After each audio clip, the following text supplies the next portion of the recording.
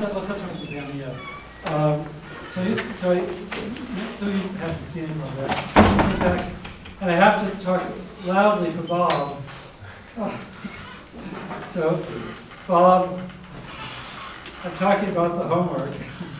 So I sent back comments on your homework. And some of you, I mean, God, what poetry from some of you. Oh, even if it wasn't successful. Wow, it's really cool to see people fooling around with some nice solutions and some commentary, even if it's not correct. It was really interesting. So a few of the errors made.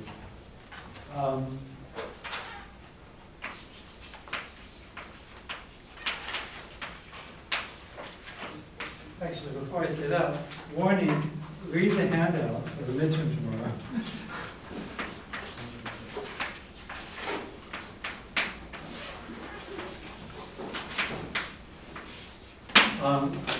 Because in particular it says, stochastic approximation, what does this mean?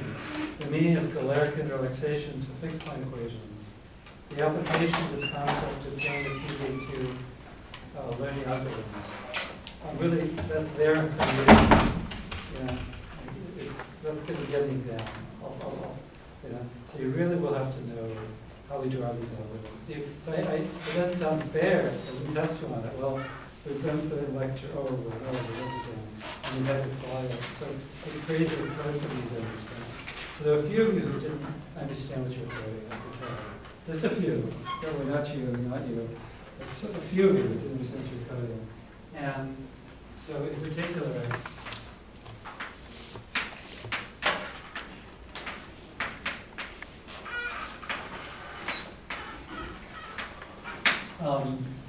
so it might have been confusing that I said there were two approaches to approximation. One was minimum norm, and one was Galerkin. And in one case, they actually were the same. But in general, most of the time, it's not minimum norm. And it can be in some cases, but it's not general. And it was for TE1, that's all.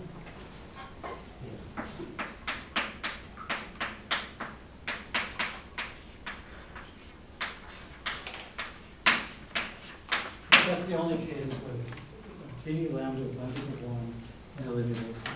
And we pretty much proved that last lecture.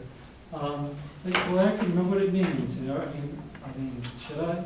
Yeah. I mean, we can derive Q learning in a few lines, Q learning.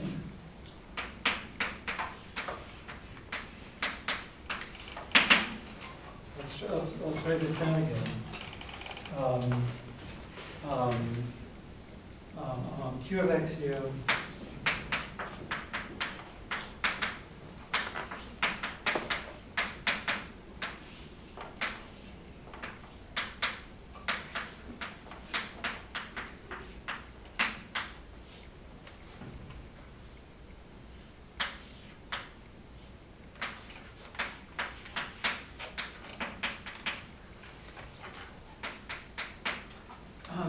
it's such a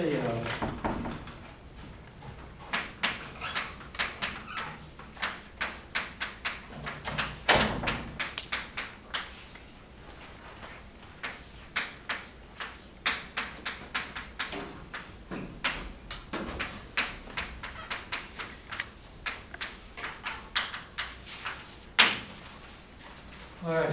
So yeah. So I was, for those who just walked in, I was warning about some confusion about Galerkin and minimum, what it all means.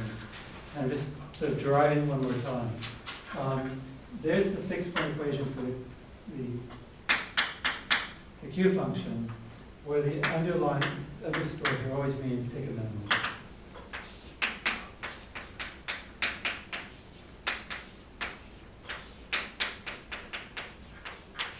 Yeah. So I didn't put a star here because for any function, two variables, if I do that, I can take a minimum. Okay, so this is what is supposed to be 0 for every x in u.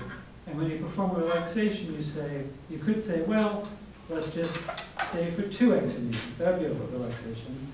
And that would be a particular relaxation. In fact, tell me, what, in terms of the theory, how I described it, suppose I only want this to be true for one pair of x and u, just one. You tell me how to come up with a Galerkin relaxation, how to formulate that. As your basis function? What's that? Specifically like each. How, yeah, how, not basis, yeah, basis functions, yeah. Like, does it indicate? Or not basis functions, no, the language is confusing. First of all, that's, Eligibility vector? one second. It's the, yeah, that's right, the test function, the eligibility vector. So,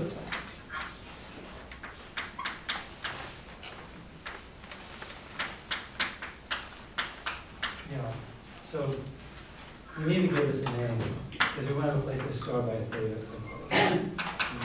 And so, yeah, so well, let's write that first and then say it. So Galerkin relaxation.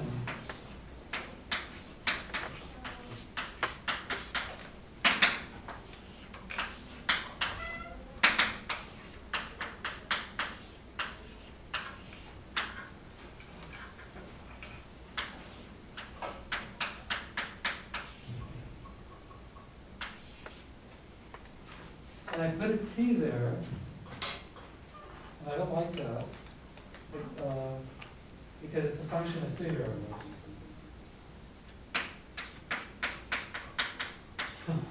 Right? Okay, so a Galerkin relaxation, I take something which is Ft measurable.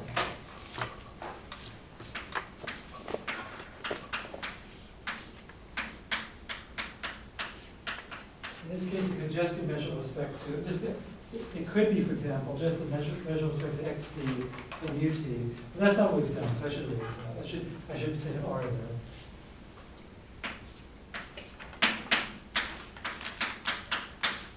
We want that because we want to be able to have this eligibility, like T lambda. It's a function of all the past observations. And we use the fact that I can take a random variable, which is measurable with respect to past, take a random quantity, multiply it on the other side, and take it inside the conditional expectation. Because if it's known given the observation, I mean. Is that the smoothing property again? Yep.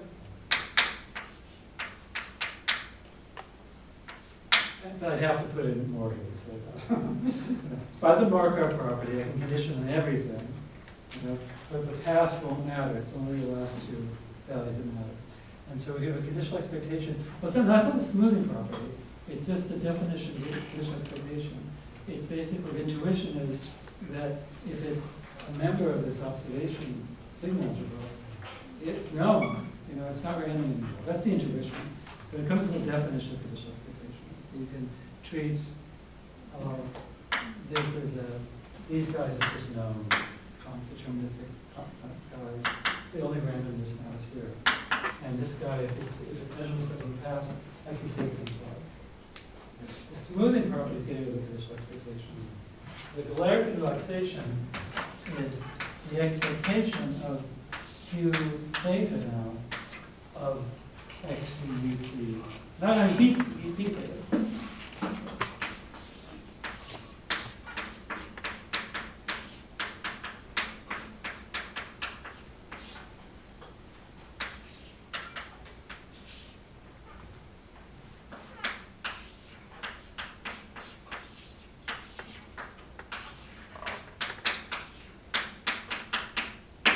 There's the definition. And that's how you get, that's step one of Q learning. What's that? Q. So the way you define Q star of x from u. Tell me. So you didn't write the Bernoulli equation. Oh, I forgot something. Sorry. Yeah. Should have put zero. I know. Candle. Everybody, get out your fingers and rub up that equals 1. Put in a minus Q star of x to ut.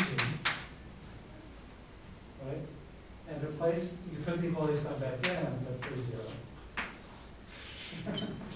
All I did is I took this and I brought it to the right-hand side. That's how we derive the equality. Thank you. That'd be a bad error.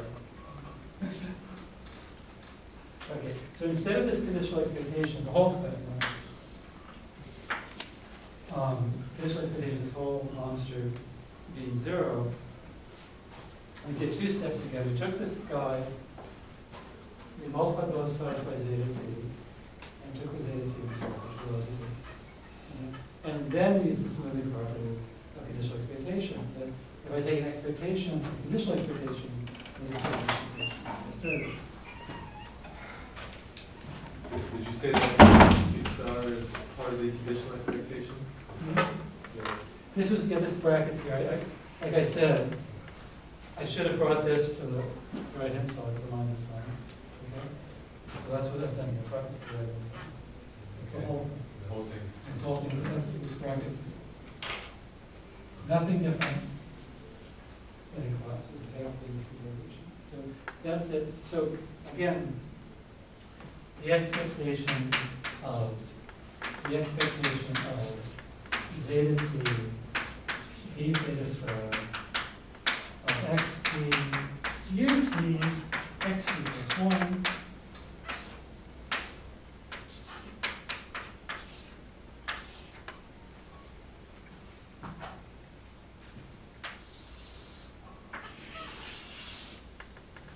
that is equal to that. That's the smoothing property. And take an expectation, conditional expectation. It's just an expectation. So the relaxation comes from the ability to take zeta inside the expectation. Not, What is the why? I originally wanted this to be 0, almost surely. Okay. You know, now I'm saying I just want this times. First of all, by saying as soon as I multiply this by zeta t and say that's 0, zeta t might have 0. You know, so this is it's just a number. Take it back up. Yeah, as long as zeta t does not. Right, zeta t could be 0 positive probability. So as soon as I multiply this by zeta t, I'm relaxing. Okay, so I multiply both sides of the equation by 0. So what's my entire vector zeta t is 0 probability? It's possible. Maybe not the examples we've looked at, but it could easily come up. Okay, so relaxation number 1 is just multiplying by zeta t. But the main thing is that instead of a conditional expectation being 0, I take the expectation being 0. That's nuts. You know, a Gaussian n01 random variable has mean 0, right? It's not 0. A Gaussian n0 500 random variable has mean 0, but it's not 0.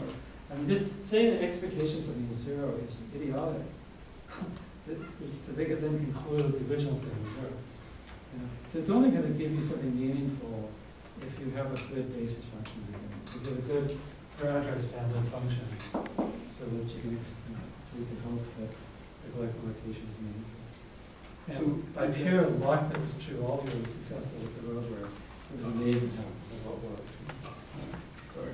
Yeah. So when you say projections in general, the multiplication is 1 and then the expected value, saying that's a 0. Is that specific to Galerkin or just relaxations? So this is Galerkin relaxation. You know, so the Galerkin relaxation, instead of something 0, it's just orthogonal to some subspace. And this is an working with Galerkin. The elements of the span of the elements entries of zeta t because here we're getting some infinite dimensional, functional analysis thing. I hate to get into it, but saying that relaxing a vector being 0 to be saying its projection in subspace is 0, that's Galerkin. So how do we enforce that in the algorithm itself? And that's with it. Okay, that's step 2. That's stochastic approximation. What does this mean? So as soon as you say, expectation is 0, expectation of f of theta noise is 0, you smile. Right. And go happy state.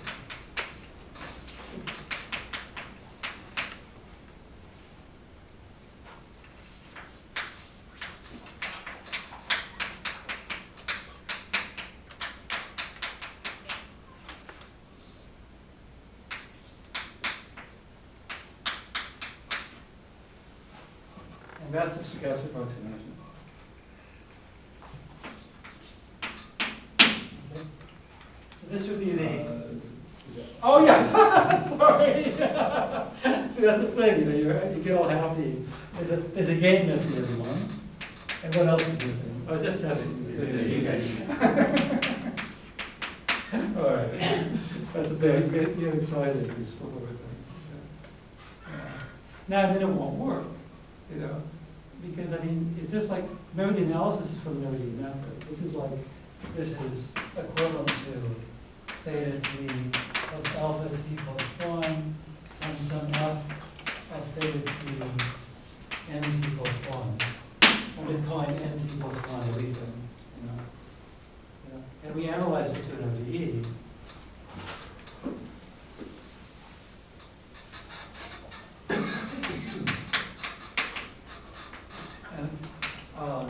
I'll call it theta as well. It confused you all to call it x with what it is confusing. So let's call it theta. Theta dot equals f bar of theta.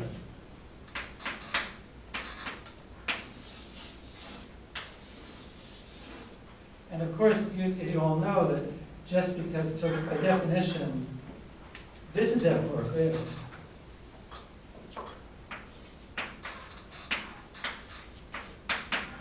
And saying this is equal to 0 at theta star says that theta star is a stationary point for this ordinary differential equation.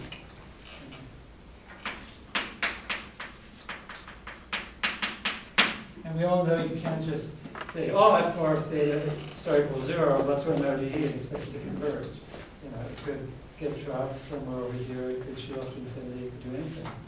And what you found, which is, I think it's really cool, even though I'm so sorry it was just canceled for some of you, it didn't work, but at least you know that people are full of, S star star T when they just claim that they wrote Q and it worked. They tortured themselves just like you guys did. In tweaking games, trying matrix games, changing the basis. It's not plug and play, and the theory's not out there. I don't know, it's just a horrible mess of money, which is fun. That's why I've had a blast. I hope some of you have, just trying to make this work for the road. So there is no theory for the optimal selection of basis functions. No, right? right? Well, there is. Yeah, you take the 1 to the 8 star, right?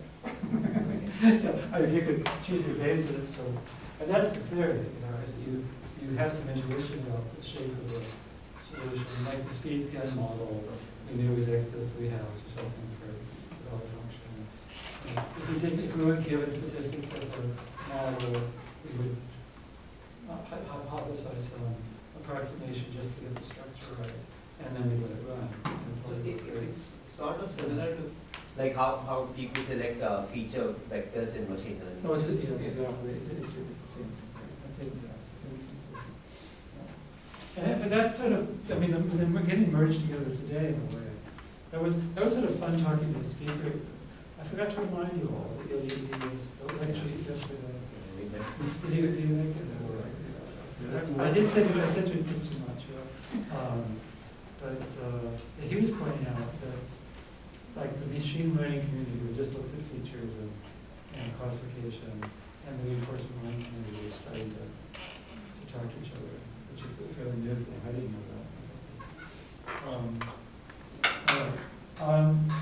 Yeah. Can you say one more time, before we do the Galerkin relaxation, what's wrong with the problem as stated? That's the definition. I mean, the Q function solves the fixed point equation. Okay. And that fixed point equation is identical to this.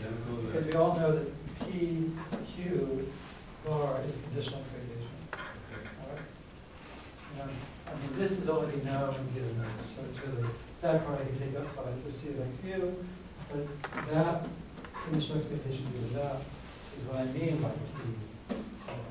Then we It doesn't go introduce down. zeta t. Because we can't solve that Oh, problem. can't solve I mean, that. you know, the thing is that some of you crazy people actually did for the rover, for the partial derivative problem. It was awful. I mean, you had to bend, it was, you know, remember the values for X was a belief state. It took on a continuum of values in a triangle, so you can't solve this. So you have to do bending and do something quite crazy like that before you apply value equation. Yeah, okay. And so you don't have to do that when you introduce the eligibility. Well, yeah, well, take a look. There it is. This beautiful thing. And some of you came up with really, like it turned out for the rover, one of you, was it you, who just said, forget the linear function, I'll just use quadratics. It failed, I guess. Yeah. But I still think it would maybe work. Or just take linear functions. One of you did it, awesome, to get the quadratics. You know, so for the rover, you can get away with like 3 or 4 dimensions. So you're trying to estimate theta in R4 through this trivial equation. You know, you can code this up in a few lines, as opposed to this monster, where you have to try to solve this fixed point equation, like in the case of the rover, continuing X for the partial zero problem. We don't have things. I mean, if that thing had not been so, I mean, that was a very simple problem. You know, the fact that the belief state is just a little triangle 2D. If there had been another hill, you know, it would have been dead, because it would have been, instead of a 2-dimensional triangle, it would have been 3 dimensions. I wouldn't have the next But then walls. Watkins is also binning, right? So What? Watkins. Oh, Watkins, forget it, yeah, Watkins is good. No, not Binning, but Watkins. Yeah, No, no, the no, indicator Watkins. function, you would have to bin. No, that, Yeah, Watkins has it. oh, I'm sorry, but we're not, oh, no, but, what do you mean? No, let's be careful. Yeah, so it's called zeta t. Zeta t in Watkins is the indicator function of. Oh, this That's might be a whole lecture. Yeah, the side.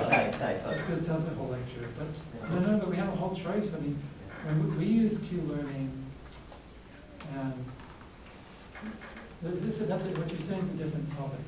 So it's a good point. Instead of taking linear functions of the belief state or quadratic functions of the belief state, you could have done it. You know? That's just another approach. So it's not Watkins, that's just another hash. Because you're not, you know, because it's not, that's not a Markov chain. You would just take a basis, which is bins. And the thing is that you can choose these bins. Now that we know the structure of the dynamics so well, binning is not a bad idea.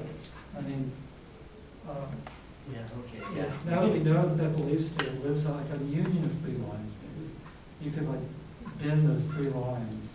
You know, you could probably get a really, really accurate thing once you know what a small space it goes in. Yeah, that's not Watkins. It's just us. It's just a special choice. All right. Yeah. About that matrix scan, oh yeah, that one. I just want to make sure I understand the whole story here. Yeah. So on the right side here, we have this conditional expectation, Yeah, we have, that is equivalent to this. and that's conditioned on f of t, Yeah. right? Yeah, okay, this whole mess here is. And then what we're saying is, okay, if that's equal to 0, then any function, measurable function vector, whether in f of t, must be orthogonal. No, no, well, yeah, I That's that. I can multiply both sides and take the zeta to the side. That's part of the definition of conditional expectation. Okay. And then this long equal sign, what's? Oh, these are the same. Right, And that's, because Neil asked about smoothing it.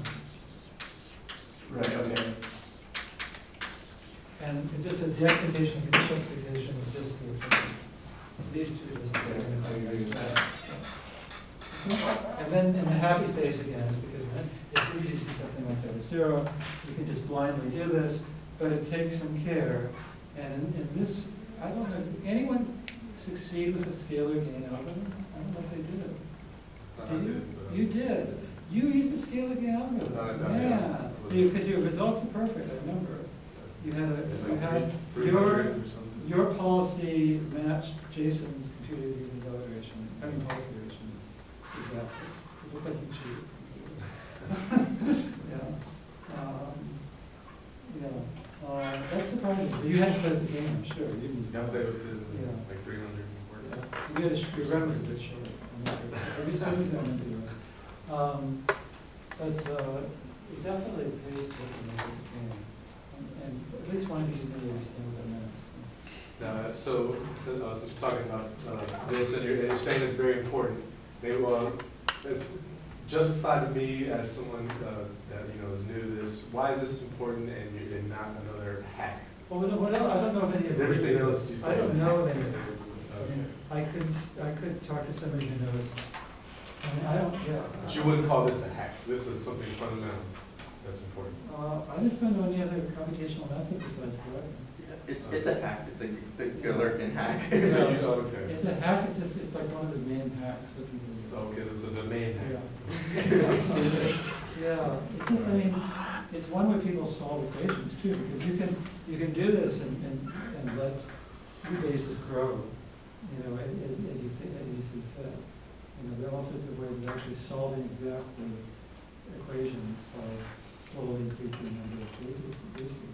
So it's a computational approach, which is maybe numerically more stable than trying to invert this monster using a Gauss equation. It's infinite dimensional object. In the case of, again, in the case where X is a triangle, it's not problem. So it's really all we got. Which is, I mean, I'm not overstating. I don't know any other way to approximate than a Kraken equation precisely. Or binning. And I hate binning. I hate the fact that you can't use the structure you know. I mean, in this case, we know the value function from K. And after a few experiments, we actually saw it's very flat. It's almost linear. And that's so much, how can you not put that topological knowledge into an algorithm? And if you're just going to do binning, you don't keep any of that. It just seems wrong. I wish that, I don't know, and I don't know anyone besides Monte Carlo. I don't know anything besides expressive approximation. I have one thing else. One person made a mistake, but it's really kind of a fun mistake. And so I'm going to write it down. And let's talk about it.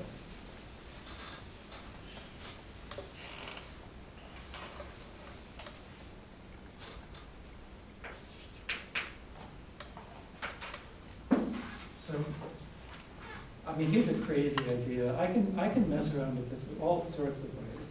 And here's something that somebody came up with.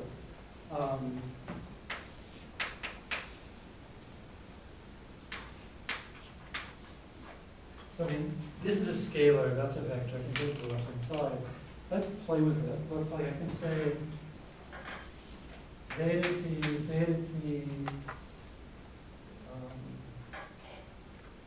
that's a column vector. Wait a second, wrong direction.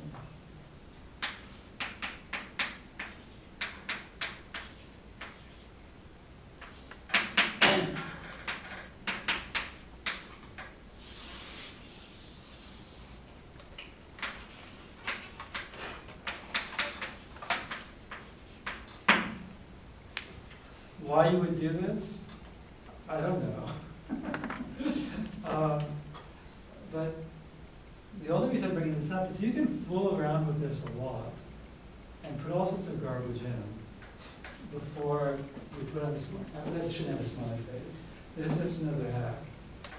You can do all sorts of things inside before you put the algorithm. Okay?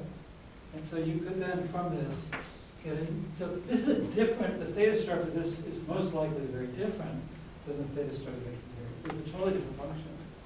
All right? I mean, because all I'm doing is I'm taking a dot product from the zetas, and so I'm just renormalizing theta. I don't know. I mean, there are all sorts of crazy things you can do. But somebody did this in order to do a matrix gain algorithm.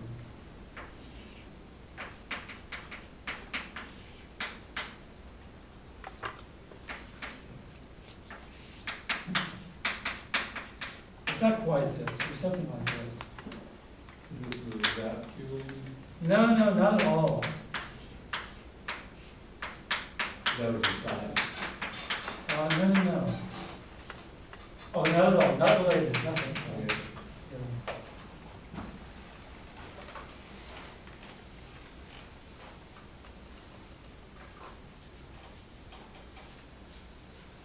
Actually, this isn't quite what they did. That is, No, inverse. what's that? Well, somebody tried to invert this monster. It kind of looks like the, psi transpose Yeah. game. Yeah, Just well, fucking. somebody tried to, it came with a represent, well, first they changed the problem slightly, and then they tried to invert this, and, but I forgot alpha T. How can we, Jonathan, Well, we thought that would be on.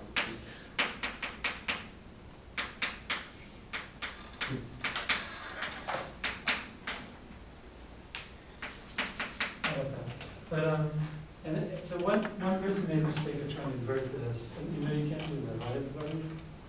Rank Rank one. Yeah, that you couldn't do, but you can do all sorts of things, like it'd be perfectly fine to let GT be equal to 1 over T, some I equals 1 to T of zeta I transpose. That would be fine, and. Inverse. And with an inverse. Just testing it. That would be fine. I don't know what the rationale would be. But the thing is that it is nice to think about how to condition this problem in advance so you'll get something that will be invertible afterwards. So it's a really smart idea to change but this is stupid. Because nobody did this. Nobody did this. This was similar to what somebody had done. It's not the same. But something to make it so that you get a matrix game which is nice and behaved, like this is. That's not so good. Because it's a positive semi-different matrix. If these guys are linear independent, if for large enough T, it will be invertible for all position T. So it's nice to be able to condition that. All right, so that's enough said about topic 4, stochastic approximation. What does it mean? I remind you, and what's equilibrization? The rest of the thing in this handout is describing value iteration, policy iteration, dynamic programming, all of that stuff. From basic I've seen, you all get the grid. So do we have to study DV3 and Foster's criterion and all that? I think why not? Study what? All the early stuff. So what have we done? I mean, so do you all appreciate why I wasted your time in the beginning? I mean, how on earth could we have done this? I just don't know. I mean, so, yeah, I know. I didn't put it in I said you should know the foundation material.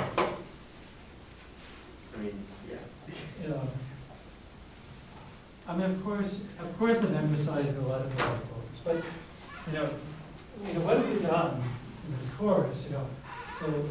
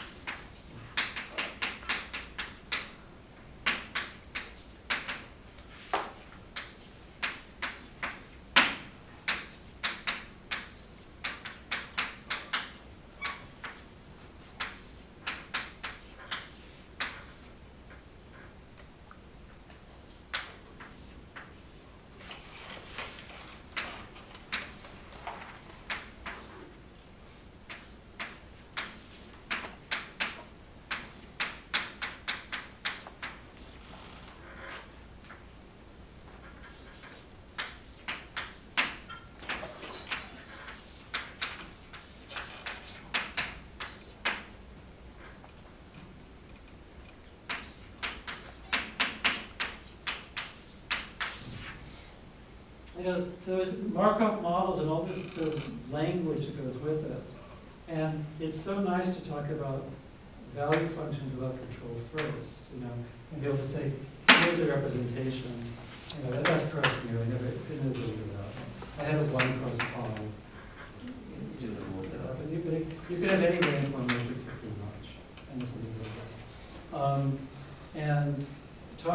we didn't really get into this in the beginning as much as I would have liked to, but I emphasized a lot that you can use Monte Carlo to estimate something like this. But the variance is not what most of people think it is, and that's why people screw up over there. You know, everyone, I bet 50% of the results in this literature are just wrong, because they do a histogram, they say it's converged, but in fact they're actual values of infinity. So this telling you is complete garbage. You know, I'll bet you half of the results of literature like that, because they use like Watkins algorithm with a gain of 1. And we all know now the asymptotic variance of algorithm is infinity. You know? So the histograms are a joke. So hopefully you look at the handout and you saw that little plot. After a million samples, you know, Watkins.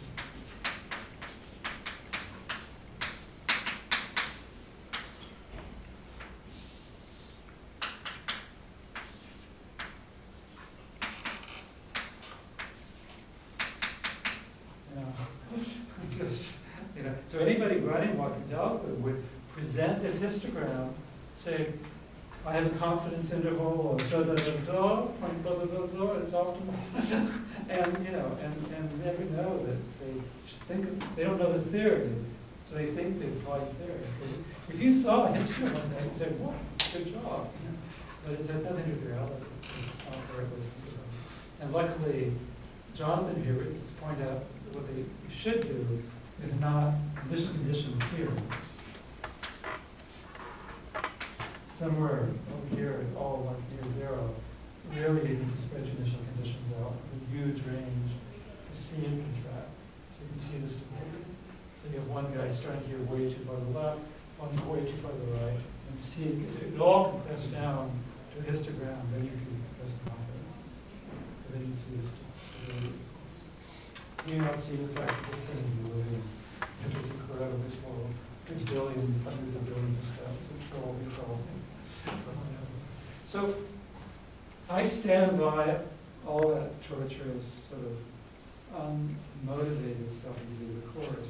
I wish I could do a Suzuki method where you did the algorithms in the beginning and develop theory of parallel. I just don't know how. I would love it. But as to your question,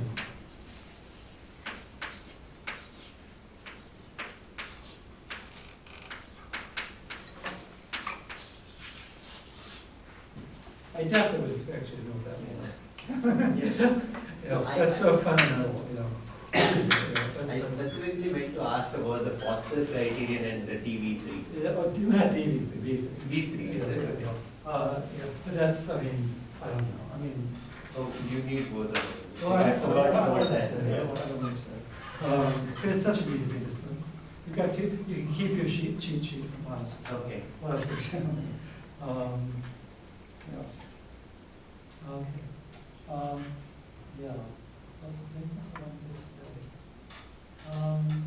I'd like feedback. So you all got an email saying you're supposed to evaluate the course. Be kind. I want this course to be a permanent course at some point. I appreciate your feedback and send me feedback in any other way you like. You know? And I'm going to keep thinking about that. And if there's,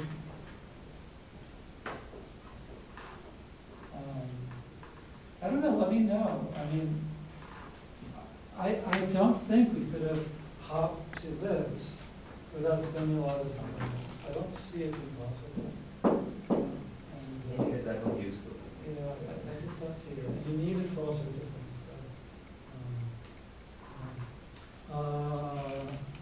But I don't want to waste your time reviewing this stuff. I mean, you know, all the algorithms and all that. It's just to you again, Neil, just look at pulse iteration. I mean, it's incredibly fast for that 3-stage over problem. 2 iterations you did. Yeah, and for when my very first time I ever ran MATLAB was like maybe in '99 or something, and that rover problem would have taken with 3 states. But I couldn't have done the queuing model. The speed scaling model would have taken over. Just bidding with 100 states of 100 by 100 matrix. I mean, forget it. But now we're talking about millions and millions and millions and billions of states, and for a really simple problem. Forget those algorithms, they're not going to give you anything. So what are you going to do? You're going to hack. You're going to pretend something's an algorithm, it's not, and see if one of these algorithms works. Or you're going to get a more faithful algorithm or something that do that. In most cases, these perfect algorithms like valuation and observation are worthless in almost every case. Dewey model with more than 3 buffers, or more than 2 buffers, forget it. Nobody's ever done it. Nobody's ever tried to run it. Iterative algorithms. That's why there's always some approximation. That's why we're overcoming. Before we close, so your handout states that there's Kalman linear filter. So what is that? Let's go. What did I say? The common filter. Not much. But what can I say? I mean, of course you should know what it is. I wouldn't expect you to memorize the Riccati equation. And we didn't go into any much detail. But you should know. So you tell me, I mean, so who's asleep? I don't know. One of you isn't talking much. I don't know. You. What assumptions do you need to be able to get a simple filter from the linear system? It's linear. What else? Tell me. Could you repeat the question? Oh, yeah, so I've told you a system's linear. And under what conditions can I get a very simple optimal filter? Generative conditional expectation. So I've got x2 plus 1. Let's make it scalar.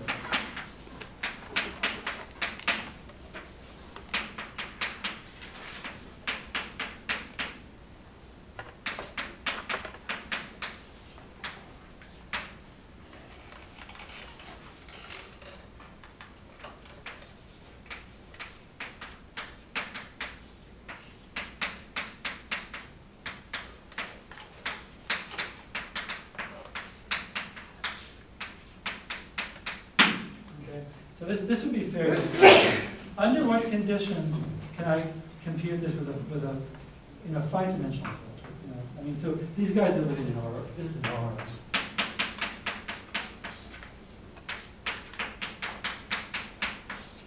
So the belief state is a probability measure on R. It's not. It's living in an infinite-dimensional world. Right? So this is what we call BT of X.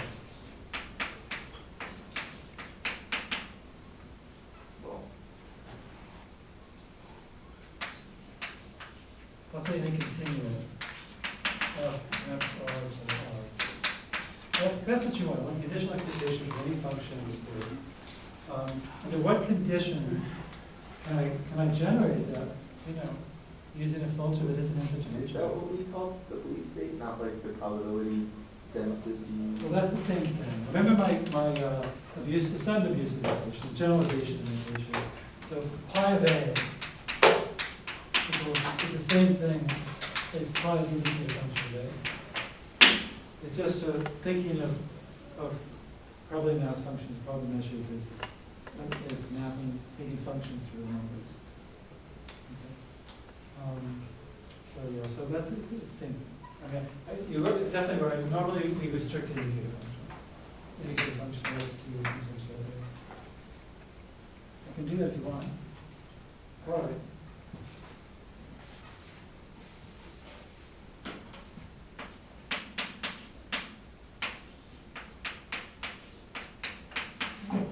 Okay, that does actually make more sense. Okay. That's the same. I see it. So because that's the thing is that under some conditions you can compute the conditional mean really anything with a single algorithm. Under what conditions is it possible? Well, no. You have to need a finite variance for what I'm thinking of. When you think of Kalman, you need finite variance.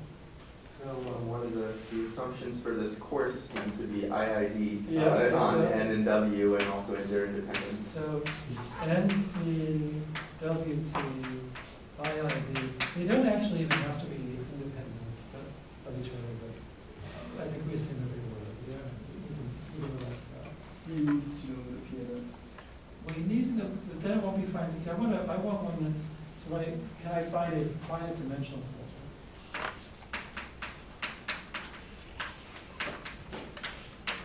What I can write on what I mean by that is I can write in code, you know, that I can actually implement a computer. You know, if I can't run this for every set A. That's an infinite, that's not a data infinite. Like, you know, I could say, okay, well, I'm going to restrict to A of the form. I could take A to be the form minus infinity up to C, or up to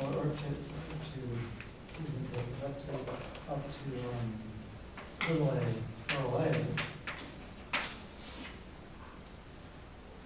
You know, so restrict, well, that's for every A, so it's interdimensional also. But when can I get a fine dimension? What's that? Hmm? You need NT and WT to be Gaussian. Well, that you have to. That's really the answer. It has to be n Gaussian. But that's just one. You know, and I know I would never have a trick question like this on me. But two that might not be mentioned is x0. That X zero is what? Is also mentioned. Oh, sure. Yeah, but you can easily miss that.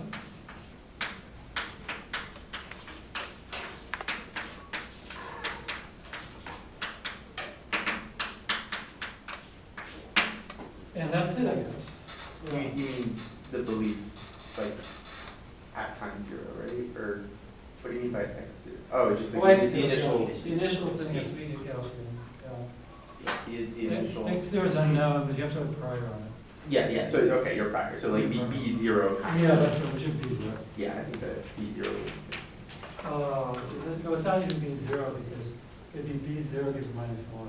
B zero with a little minus. Yeah, it'd be B0 given minus 1. Irritation here, it's like the end of the Yeah, your very first prior. You gotta start Gaussian to say. Okay, but that's the sort of thing you do. I wouldn't ask you to work on it or compute a filter. But I could ask you to compute a very simple Grover type, nonlinear filter. I could do that, Bob, all of you. It's possible I would give you a really, really simple Grover type nonlinear filtering problem just to see if you extend the solutions to don't work. It's possible. So the Wikipedia article on the common filter has a interesting little sentence. It says the common filter does not make any assumption that the errors are Gaussian. However, the filter yields the exact conditional probability estimate in the special case that all errors are Gaussian distributed. That's something we didn't cover. There are two things we didn't cover in class. Is that the common filter is the best linear estimator. Yeah. And that's like always true, but the best linear estimator is only the best estimator in the special case.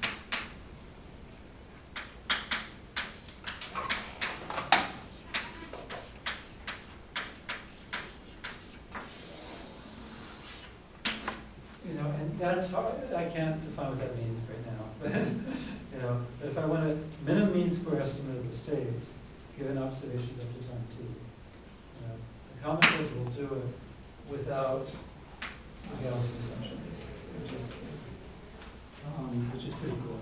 So it's still pretty cool. But you can't. That's meaningless. That doesn't mean anything. One of the things we're going to go now. There's just one little amusing thing that I didn't cover.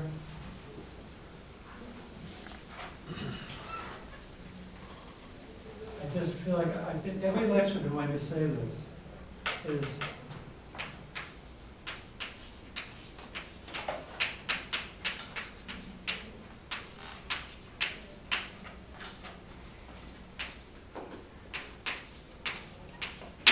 so So just when I was a grad, when I got my PhD, there was this breakthrough, first by Rupert and Polyak, and you'll love this,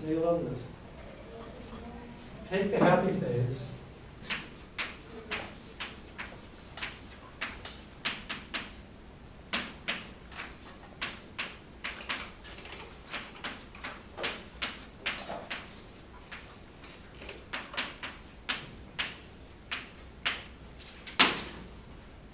So if I take, instead of a gain, I take 1 over t to the rho, where rho is strictly between a half and a 1. Do you know why it's strictly greater than a half? Because then it won't L3. Yeah, you got it. So the summation of alpha t squared is finite. And the summation of alpha t is infinite. That's immediate. This makes it bigger, so that's what's true. But yeah, so it's still limited. But see, this is a crazy high gain, right? Because if you take, the square root of t is way less, but not square. If you take t to the rho, it's much smaller than t, and there's 1 over. So I'm making the gain massive. And then what you do is you average again.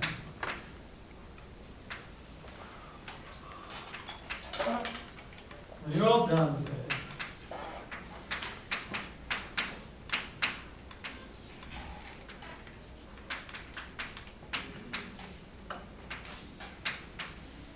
isn't that weird?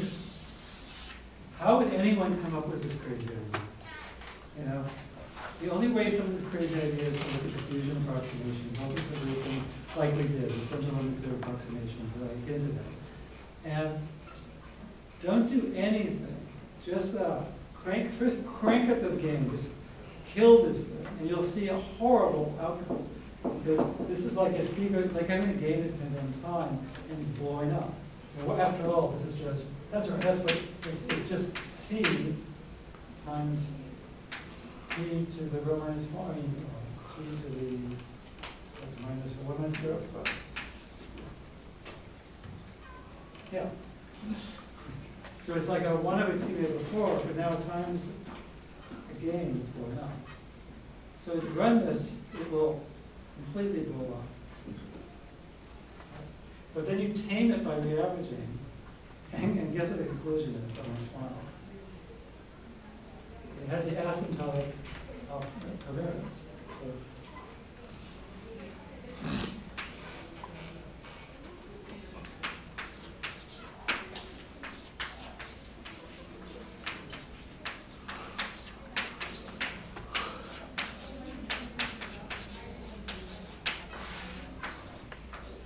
This was just all the news. It was like the way deep learning is now.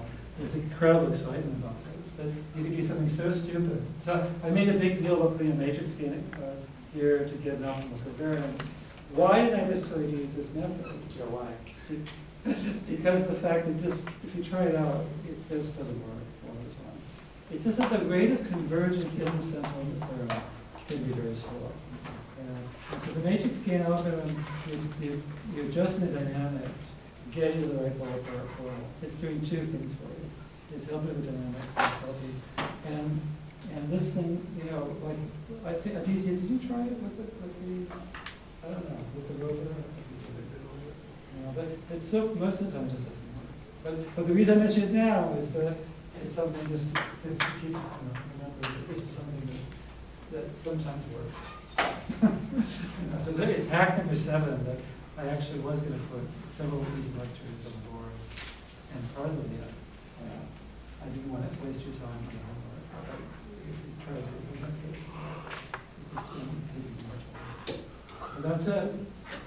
Office hours. So split sampling, will it come? I think it's, I'm going to let you decide. Because no, but what did I say about 6x? Is that you need another